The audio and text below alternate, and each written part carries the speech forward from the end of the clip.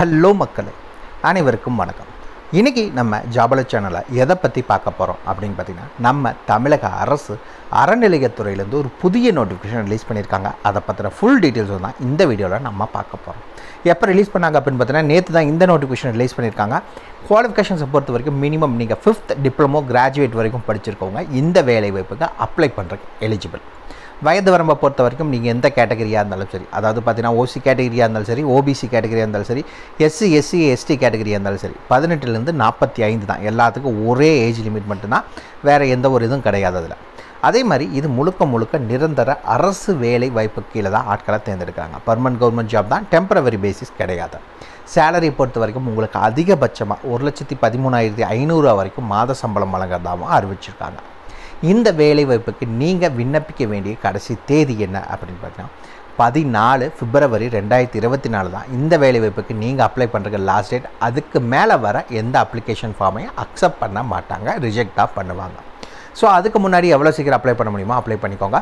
போட்டி ரொம்ப கம்மியாக தான் இருக்கும். ஸோ அப்ளை பண்ணிங்கன்னா உங்களுக்கான வேலை வாய்ப்பு கிடைக்கிறது ரொம்பவே ஈஸியாக. அப்ளை பண்ணுங்கள், மிஸ் பண்ணிடாதீங்க. இதுக்கு யாரெல்லாம் விண்ணப்பிக்கலாம், எப்படி விண்ணப்பிக்கலான்னு போன்ற முழு தகவலை தெரிஞ்சுக்கிறதுக்கு முன்னாடி இன்னும் நம்ம ஜாபல சேனலை சப்ஸ்கிரைப் பண்ணாதவங்க மறக்காமல் சப்ஸ்கிரைப் பண்ணுங்கள். இந்த வீடியோவுக்கு மறக்காமல் ஒரு லைக் கொடுங்க. நீங்கள் கொடுக்குற ஒவ்வொரு லைக்கும் எங்களுக்கு அடுத்த வீடியோ போட ரொம்பவே மோட்டிவேட்டாக இருக்கும். வீடியோ டிஸ்கிரிப்ஷனில் நம்ம டெலிகிராம் குரூப் மற்றும் வாட்ஸ்அப் குரூப்போட லிங்க் இருக்குது. இன்னும் ஜாயின் பண்ணாதவங்க கட்டாயம் ஜாயின் பண்ணிக்கோங்க. அப்போ தான் உங்கள் மாவட்டங்களில் வர அனைத்து வேலை வாய்ப்புகளையும் உடனுக்குடன் உங்களால் தெரிஞ்சுக்க முடியும். அதே வீடியோ டிஸ்கிரிப்ஷன் மற்றும் கமெண்ட்டில் இந்த வேலை வாய்ப்புக்கான அஃபிஷியல் நோட்டிஃபிகேஷன் லிங்க்கும் ப்ரொவைட் பண்ணியிருக்கோம். மறக்காமல் உள்ளே போங்க, கிளியராக படிங்க, அதுக்கப்புறமா அப்ளை பண்ணுங்கள். வாங்க உள்ளே போய் முழு தகவல் என்னங்கிறத பார்க்கலாம். மக்களே, பார்த்தீங்கன்னா இதுதான் இந்த வேலை வாய்ப்புக்கான அஃபிஷியல் அப்ளிகேஷன் ஃபார்ம். இதுதான். இந்த இடத்துல உங்களுடைய ஃபோட்டோ ஒட்டிக்கோங்க. இந்த இடத்துல நீங்கள் என்ன போஸ்டிங்காக அப்ளை பண்ண போகிறீங்க அப்படிங்கிற டீட்டெயில்ஸாக மென்ஷன் பண்ணுங்கள். ஃபஸ்ட் எடுத்தோடனே விண்ணப்பதாரர் பெயர், ஓகேங்களா. அப்ளிகேட் நேம் என்ன அப்படிங்கிறத மென்ஷன் பண்ணுங்கள். இரண்டாவது உங்களுடைய தந்தை அல்லது காப்பாளர் பெயர், ஓகேங்களா. ஃபாதர் நேம் அல்லது கார்டியன் நேம், எந்த பேரை மென்ஷன் பண்ண நினைக்கிறீங்களோ அந்த பேரை மென்ஷன் பண்ணிக்கோங்க.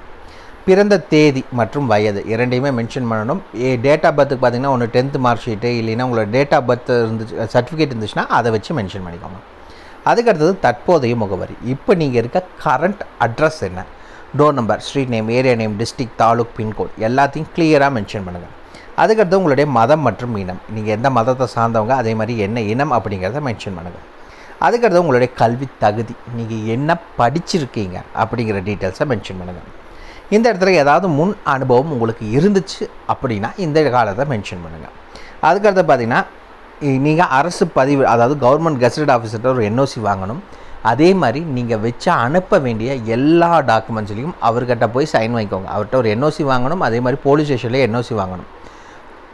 கவர்மெண்ட் கெசட் ஆஃபீஸர்கிட்ட ஒரு NOC வாங்கிட்டு நீங்கள் என்னென்ன டாக்குமெண்ட்ஸ் வச்சு அனுப்ப போகிறீங்களோ எல்லா டாக்குமெண்ட்ஸ்லையும் மறக்காமல் அவர்கிட்ட செல்ஃப் அட்டஸ்டட் வாங்கணும். வாங்கி என்ன பண்ணுங்கள் அப்படின்னா, அது எல்லாமே ஜெராக்ஸ் எடுத்துக்கோங்க. ஜெராக்ஸ் எடுத்துகிட்டு அவர்கிட்ட வாங்கின அந்த செல்ஃப் அட்டஸ்டட் வாங்கின ஒரிஜினலாக உங்கள் கையில் வச்சுக்கோங்க. அதை ஜெராக்ஸ் எடுத்ததை மட்டும் வச்சு அனுப்புங்க, ஓகேங்களா. ஜெராக்ஸ் காப்பியில் தான் அது எல்லாமே நீங்கள் வாங்குவீங்க அவர்கிட்ட. அதை அடுத்ததாக ஒரு ஜெராக்ஸ் எடுத்து அதை வச்சு அனுப்புங்க, ஓகேங்களா. ஏதாவது டவுட்னா மறக்காமல் கமெண்ட் பாக்ஸில் கமெண்ட் பண்ணுங்கள். கீழே மறக்காமல் உறுதிமொழியை படித்து பார்த்துக்கோங்க. அதுக்கு அடுத்தது விண்ணப்பதாரன் ஒப்பம் அப்படின்னு கொடுத்துருக்காங்க. இந்த இடத்துல உங்களுடைய சிக்னேச்சரை போட்டு அனுப்புங்க. அவ்வளோதான் அஃபிஷியல் அப்ளிகேஷன் ஃபார்ம். அது கீழே பார்த்தீங்கன்னா உங்களுக்கான ஏஜ் லிமிட் என்ன அப்படிங்கிறத மென்ஷன் பண்ணிப்பாங்க. நீங்கள் மினிமம் 18 இருக்கணும், மேக்ஸிமம் 45. எந்த டேட்டை கால்குலேட் பண்ணி பார்த்தீங்கன்னா 1/1/2024 கால்குலேட் பண்ணி மினிமம் 18, மேக்ஸிமம் 45 இயர்ஸுக்குள்ளே இருந்துச்சு அப்படின்னா நீங்கள் அப்ளை பண்ணுறக்கு எலிஜிபிள். தாராளமாக அப்ளை பண்ணிக்கலாம். எந்த கேட்டகரியாக இருந்தாலும் சரி, ஒரே ஏஜ் லிமிட் மட்டும்தான். இதில் பார்த்திங்கன்னா நிறைய நிபந்தனைகள் கொடுத்துருக்காங்க. நீங்கள் என்னென்னலாம் வச்சு அனுப்பணும் அப்படிங்கிற எல்லா டீட்டெயில்ஸும் இதுலேயே வச்சு உங்களுக்கு கொடுத்துருக்காங்க. அது என்னங்கிறத நம்ம ஃபஸ்ட்டு பார்த்துக்கலாம். இது அறநிலைத்துறை என்காட்டி இந்த வேலை வாய்ப்புக்கு முழுக்க இந்து மதத்தை சார்ந்தவங்க தான் அப்ளை பண்ண முடியும், வேறு யாரும் அப்ளை பண்ண முடியாது. அதே மாதிரி பார்த்திங்கன்னா உங்களுக்கு ஏதாவது உடம்புல தொற்று நோய் அது மாதிரி இருந்துச்சு அப்படின்னா நீங்கள் அப்ளை பண்ண முடியாது. நீதிமன்றத்தில் ஏதாவது தண்டனை அடைந்தவர்கள் யாராவது அப்ளை பண்ணுறீங்க, அந்த மாதிரி ஏதாவது இருந்துச்சுன்னா நீங்கள் அப்ளை பண்ண முடியாது. அதே மாதிரி பார்த்திங்கன்னா நன்னடத்தை உடையவராக இருக்க வேண்டும் அப்படின்னு சொல்லியிருக்காங்க. இன்னொன்று, இதற்கு அரசிதழ் பதிவு பெற்ற அரசு உயர் அதிகாரியிடமிருந்து பெறப்பட்ட நன்னடத்தை சான்று. ஆல்ரெடி சொன்னோம், ஒரு கவர்மெண்ட் கெசட்டட் ஆஃபீஸர்கிட்ட NOC வாங்கணும், அதை வைக்க சொல்லியிருக்காங்க. இந்த வேலை வாய்ப்புக்கு நீங்கள் அப்ளை பண்ணுறதுக்கான லாஸ்ட் டேட் 5வது பாயிண்ட் என்ன சொல்லியிருக்காங்கன்னா, 14/2/2024 சாயந்தரம் 5:45 மணிக்குள்ளே நீங்கள் அப்ளை பண்ணணும். அதுக்கு மேலே வர்றது எதுவுமே அக்செப்ட் பண்ண மாட்டாங்க. அதே மாதிரி நீங்கள் வச்சு அனுப்புகிற எல்லா அந்த போஸ்டல் கவர் மேலே மறக்காமல் என்ன பண்ணணும் அப்படின்னு சொல்லியிருக்காங்கன்னு பார்த்தீங்கன்னா பதவியின் பெயரை குறிப்பிட வேண்டும் சொல்லியிருக்காங்க. ஓகேங்களா, நீங்கள் என்ன போஸ்டிங்க்கு அப்ளை பண்ண போகிறீங்க அப்படிங்கிற டீட்டெயில்ஸை மேலே மென்ஷன் பண்ணி அனுப்பிச்சிக்கோங்க. அதே மாதிரி ஷார்ட் லிஸ்டான கேண்டிடேட்ஸ்க்கு மட்டும்தான் நீங்கள் நேர்முக தேர்வுக்கு எப்போ வரணும் என்னங்கிற எல்லா டீட்டெயில்ஸ் சொல்லுவாங்க. எல்லா கேண்டிடேட்ஸுக்கும் சொல்ல மாட்டாங்க, ஷார்ட் லிஸ்டான கேண்டிடேட்ஸுக்கு மட்டும்தான் சொல்லுவாங்கன்னு சொல்லியிருக்காங்க. அதே மாதிரி நேரடி பணி நியமனம் இன்டர்வியூ எதுக்கு கீழே அப்படின்னு பார்த்தா இந்து சமய அறநிலையத்தை அதோட சட்ட விதிகளுக்கு கீழே தான் அந்த இன்டர்வியூ நடக்கும்னு சொல்லியிருக்காங்க. விண்ணப்பதாரர் நல்ல தேக ஆரோக்கியத்துடன் இருக்க வேண்டும் சொல்லியிருக்காங்க. ஓகேங்களா, நல்ல உடல் தகுதியோடு இருக்கணும். அதுக்கடுத்தது நான் ஆல்ரெடி சொன்னது தான், விண்ணப்பதாரர் அனுப்பப்படும் அனைத்து சான்றிதழ்களிலும் அரசு பதிவு பெற்ற அலுவலர் சான்றப்பம் பெறப்பட்ட புகைப்பட நகல்களை மட்டுமே இருக்க வேண்டும். அசல் சான்றிதழ்களை அனுப்பக்கூடாது.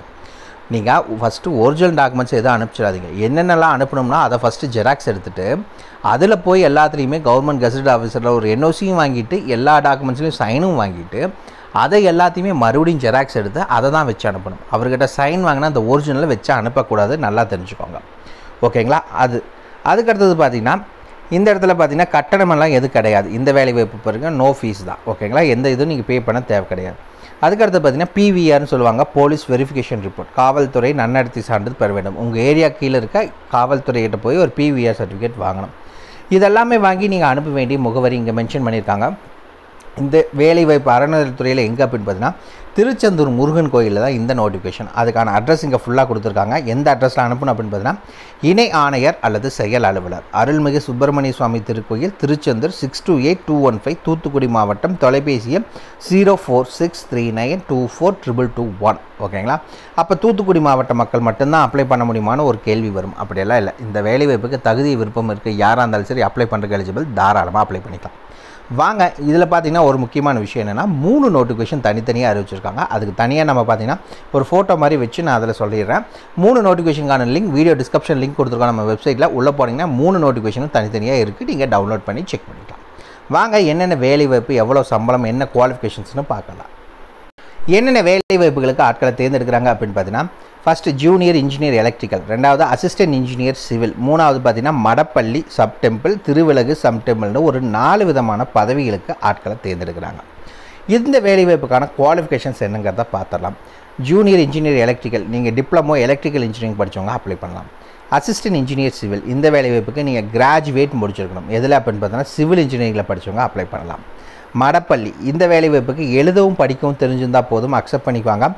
இது இல்லாமல் உங்களுக்கு நெய்வேதியம் பிரசாதம் இதெல்லாமே செய்ய தெரியணும் அப்படின்னு சொல்லியிருக்காங்க. அவ்வளோதான். அதுக்கடுத்தது பார்த்திங்கன்னா திருவிலகுன்னு சொல்லுவாங்க. இந்த வேலைவாய்ப்புக்கு எழுத படிக்க, அதாவது தமிழில் எழுதவும் படிக்கவும் உங்களுக்கு தெரிஞ்சிருச்சுன்னா போதும், அப்ளை பண்ணுறதுக்கு இந்த வேலைவாய்ப்புக்கு எலிஜிபிள்.